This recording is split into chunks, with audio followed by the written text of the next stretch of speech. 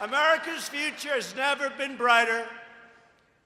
Yet, the Democrats, those very friendly people in Washington, have never been angrier than they are today.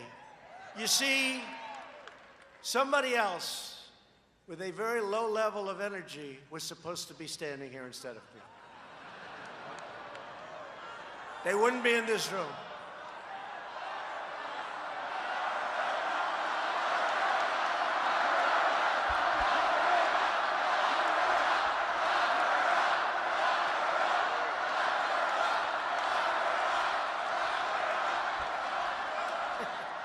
I don't know, they got some problems, I would say that. But, you know, if you look 2 weeks out, in 2016, I was going to rallies. We were doing 5 and 6, like this. And there were thousands of people outside, just like there are right now. We had 69,000 people sign up to come in. What does this place hold, like 10 or 12 or whatever? Whatever it holds, we set the record. I just was told by the owners, where's the owner here? Nice guy. I don't know what the hell it holds, but we just set the record.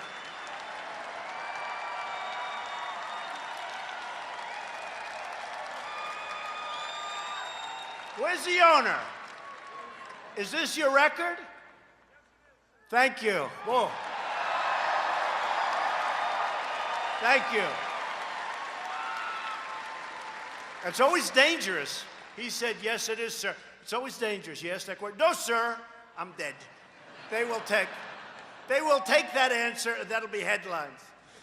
Thank you very much. You saved me. No, this is the record. We set records everywhere, and it's not me. This is a movement like we've never seen in the history of our country. But the radical, liberal Democrats put all their hopes behind their collusion delusion, which has now been totally exposed to the world as a complete and total fraud. The greatest political hoax in American history. It really has been. So this witch hunt was never really just about me.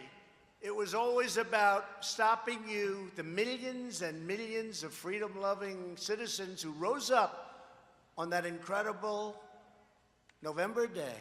Remember that day? November 8th. And demanded a government that puts America first, okay? And we're doing that with China. We're doing that with India. We're doing that with Japan. We're doing it with a great new trade deal that hopefully will get approved in the House. I hope they're going to approve it because it's great for the farmers. Everybody wants it. Everybody loves it. But we're all signed up and getting ready, I guess, in 30 days to put it in. The USMCA, like the song, YMCA, right? You remember? USMCA. That's with Mexico and Canada. It's a great deal. And it's going to be very, really good for manufacturers and really, really good for the farmers. That's what we want to do. So that's going to be a great trade deal. And we're very close to making a deal with China, but who knows? I always say who knows. Because who the hell knows?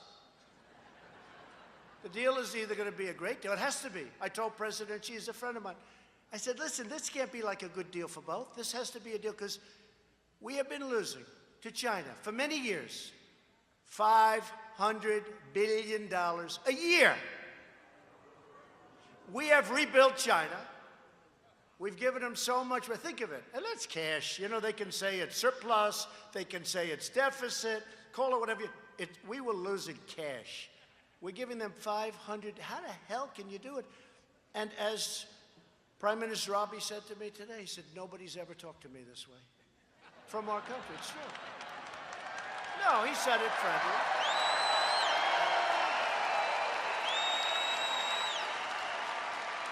No, he said it friendly. He said it friendly. He's a friend of mine. But he said nobody from this country, no president has ever said this. You know, nobody ever even talked about it. We lose $75 billion a year. Japan, as an example, sells us their cars. The cars come in. No tax. They don't take our cars. Other than that, it's a very fair deal. So the cars come in, essentially it's 2.5%, but essentially it's no tax. Our agriculture, they don't want it. We want to sell the agriculture. So they sell cars, we sell practically nothing. That's how we have these massive imbalances with so many countries. Now China's the big one. Because with China, it's at least $375 billion a year deficit. Think of it. 300. Who the hell wants, who made these deals? It's true. It's true.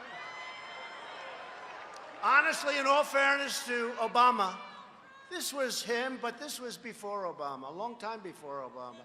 This has been going on for a long time, and all I'm telling you is if we don't make a deal, we're going to do even better, okay?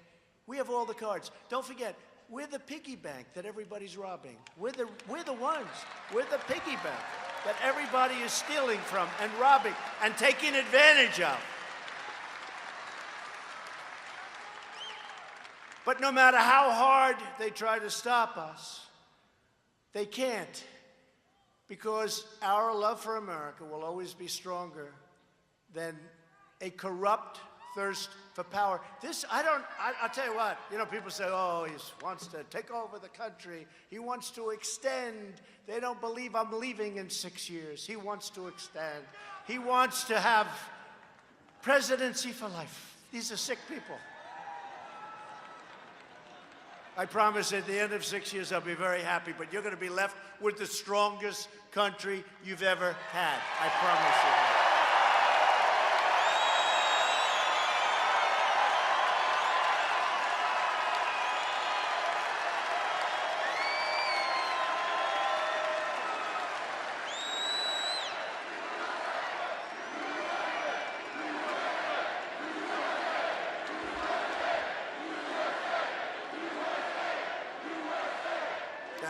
You're right, USA. We love USA, and that's right.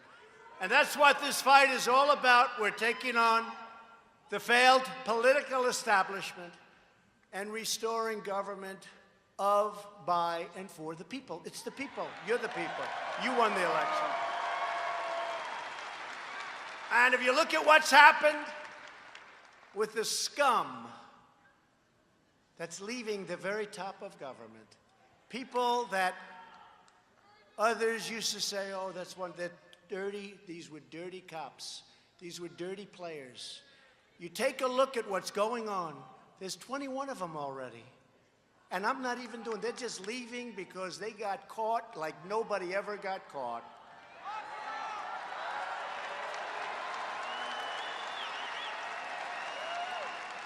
And in the truest sense of the word, what we are doing now is draining the swamp. That's true.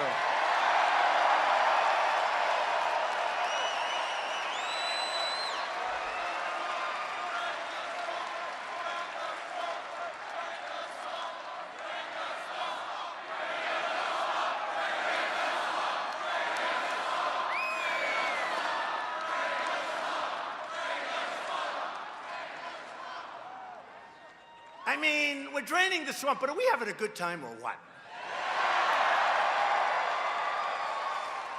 And look at all those beautiful red hats, and some white ones. Some white. Look at that. That's a lot of red hats, but you do have the white ones too, right? And you have the black ones too. You have a lot of them. You have a lot of different hats. But let me just tell you, so we have to make a decision. Do you want to make it tonight? So we're doing great. The country's doing great. We're rebuilding our military. We're doing so many things. Listen, so we have a decision to make. We may have the greatest theme in the history of politics. It's called Make America Great Again. It's called MAGA country. MAGA country.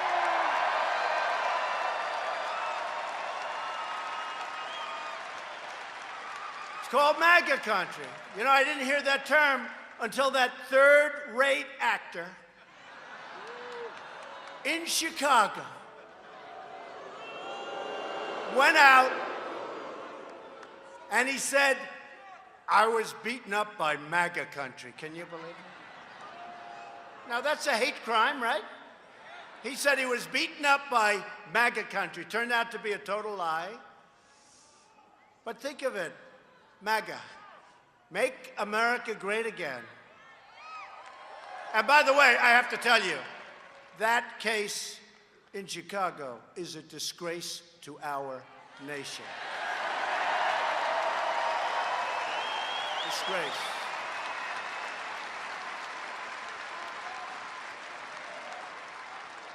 So we have a decision to make. Now, if this weren't the greatest thing, I really believe, and it's been said, but make America great again. Ronald Reagan used seldom, let's make America great. Close, but not the same.